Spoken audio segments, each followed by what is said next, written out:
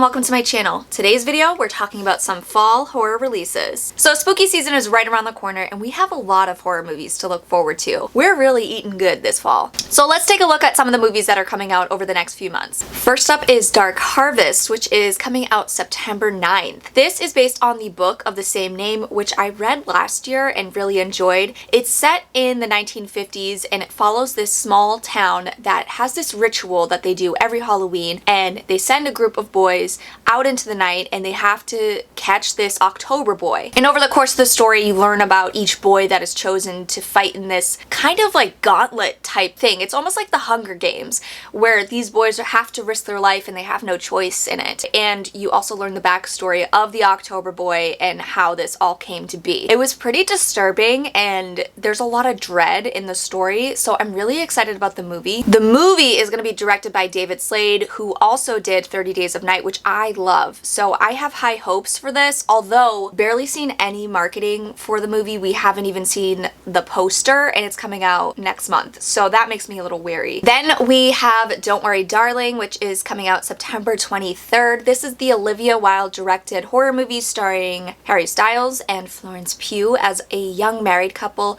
who were living in this community where all seems too perfect, and it's not what it seems on the surface. The trailer gave me Stepford Wives vibes. There's something ominous in the air and there's something bigger going on, and I feel like this one's going to be twisty and Florence Pugh is gonna give an amazing performance because she always does. Then we have Pearl, which is set to come out September 23rd. This is the X prequel directed by Ty West and starring Mia Goth, who also starred in X. In this one, we're going back in time to learn about Pearl, the lead villain character in X, and we get to see her backstory, what she went through in her youth, and what led her to become the person that she is in X. It looks vastly different than X, which was very much an homage to 70s style horror movies. This one, I believe, is more colorful and it's more an homage to 50s style horror movies. I think there's a lot of musical numbers. It looks like Mia Goth is going to be amazing again. I loved her in X, so I'm excited to see her just eat it up in Pearl. Then we have Smile, which is coming out September 30th. So this is a supernatural horror about a young woman who experiences a traumatic event, and then I think it starts happening to more people around her. I don't know. I don't understand. But the trailer looks ridiculous. One of the trailers made me jump, so I think it's going to be filled with jump scares. It's going to be a fun, cheesy watch to check out with your friends. Then we have Evil Dead Rise, which is premiering October 7th. This is the next installment in the Evil Dead series, and it is set in a high-rise apartment building, centered around two estranged sisters who reconnect, but their reunion is interrupted as flesh-eating deadites decide to take over. It's set in the same universe as the Evil Dead franchise, but it's not a sequel. I don't think we'll see Bruce Campbell in this at all. Then we have Halloween Ends, which is coming out October 14th. This is the final film in the David Gordon Green trilogy from Blumhouse, and we finally get to see how it ends between Laurie and Michael Myers. This one is interesting because it's set several years after the previous films, which is weird to me. I don't know how they're going to pull this off, this time change, but we see Laurie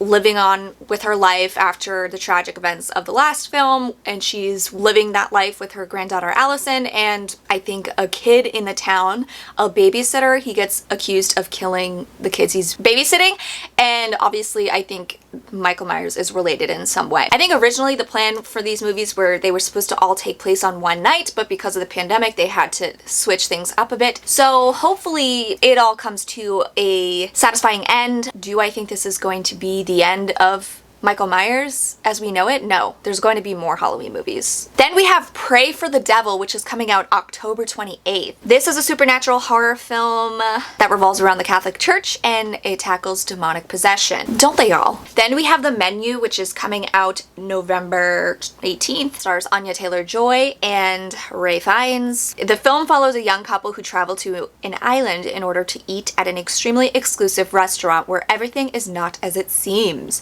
It looks pretty vague from the trailer and it looks interesting. I don't know what to picture from this movie. I don't know if it's super serious, if it's a little bit of humor mixed in, if it's a dark comedy horror. I don't know. I really don't know much about it, but the cast is excellent, so I'll probably check it out. Then we have Bones and All, which is coming out November 23rd. This is a coming-of-age horror film from Luca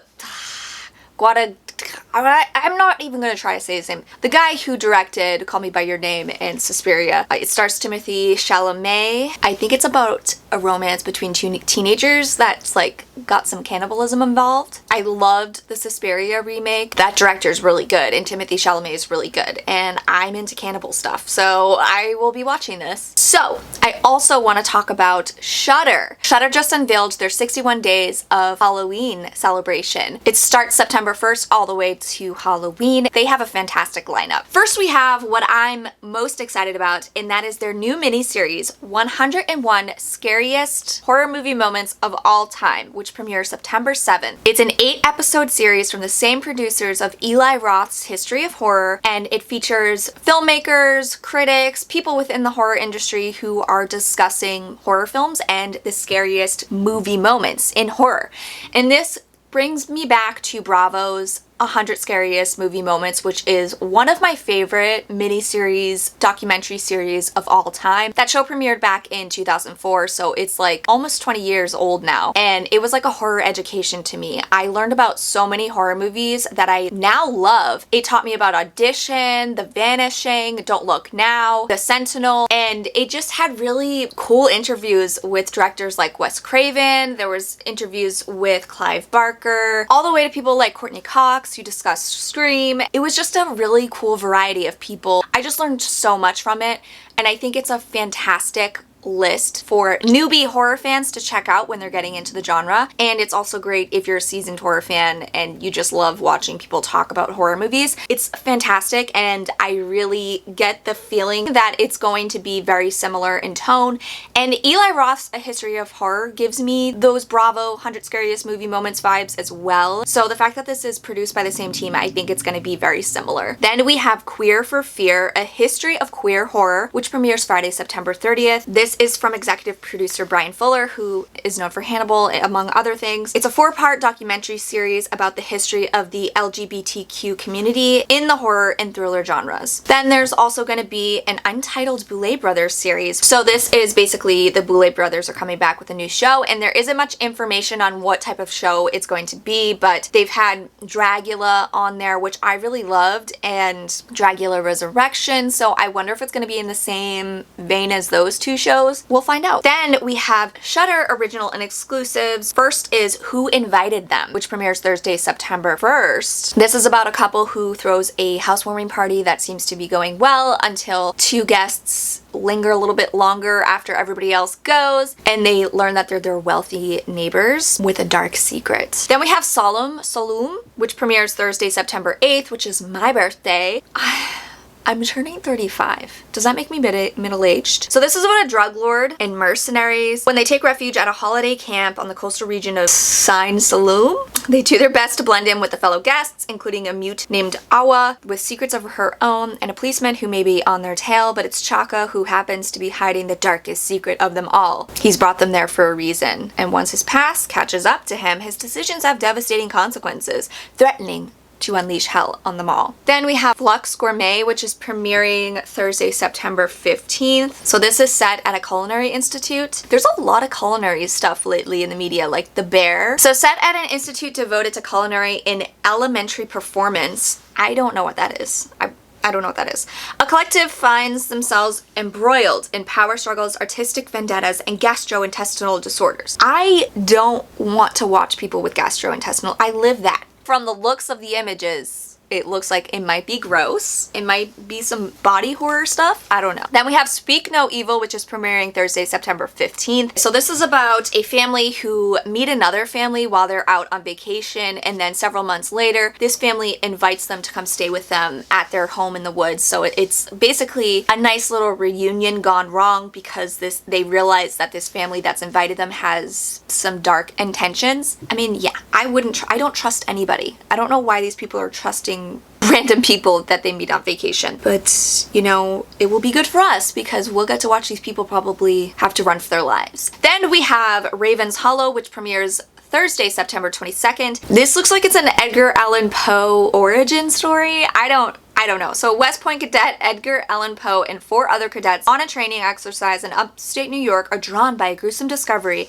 into a forgotten community. Okay, sure. Then we have Sissy, which I've heard about. It premieres Thursday, September 9th. This is about a social media influencer who is super popular, and then one day she runs into a girl from high school and she invites her to a party, and the influencer goes to the party and she encounters her high school bully, and I think it like brings back memories. It brings her back to her childhood, and I think she slowly unravels. Gotta love it. Then we have Deadstream, which I'm excited about. This premieres October 6th. This is about an internet personality who tries to win back his fans by live streaming himself spending a night alone in an abandoned haunted house. Love the concept. He accidentally unleashes a vengeful spirit, as one does. His big comeback event becomes a real-time fight for his life as he faces off with the sinister spirit of the house and her powerful following. Okay, this is interesting. It's found footage horror. Hopefully it's scary. Hopefully it's giving me the found footage scariness that I need, but also it might be a little bit funny, a little bit on the nose, a little satirical, so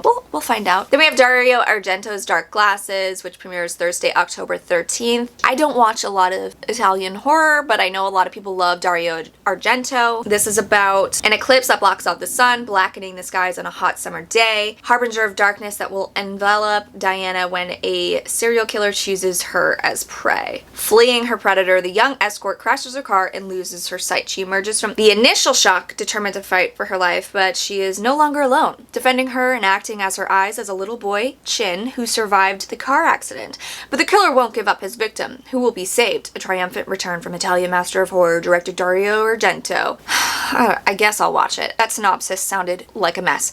Then we have She Will, which is premiering Thursday, October 13th. I really want to see this one. It's about a woman who has a double mastectomy. She goes on a health retreat somewhere in the middle of the woods with her nurse, and they bond, and this woman learns that she can seek revenge in her dreams. Stars Alice Krieg, who is excellent in pretty much everything she's in, and I think it's a story about trauma and overcoming that, and it's probably gonna be heavy. Then we have VHS 99. I was gonna say 1999. VHS 99. It's premiering Thursday, October 20th. This is the next installment in the found footage horror series, VHS. A thirsty teenager's home video leads to a series of horrifying revelations, featuring 5 news stories from a bunch of filmmakers that I don't feel like listing out right now. Oh, Johannes Roberts. I like him. He did 47 Meters Down and the new Resident Evil movie, which I actually liked, and Strangers Pray at Night, which I really liked. A lot of the stories in the VHS movies are hit or miss, but overall I think it's really entertaining. I actually liked the last one, 94. The Ratman one was really creepy. There were some that didn't work for me, but overall I love the vibe. I love the 90s vibe. So then we have Resurrection, which is premiering Friday, October 28th. This is the Rebecca Hall psychological thriller. She plays a woman who has a really successful life, all's going well until a stranger from her past, played by Tim Roth,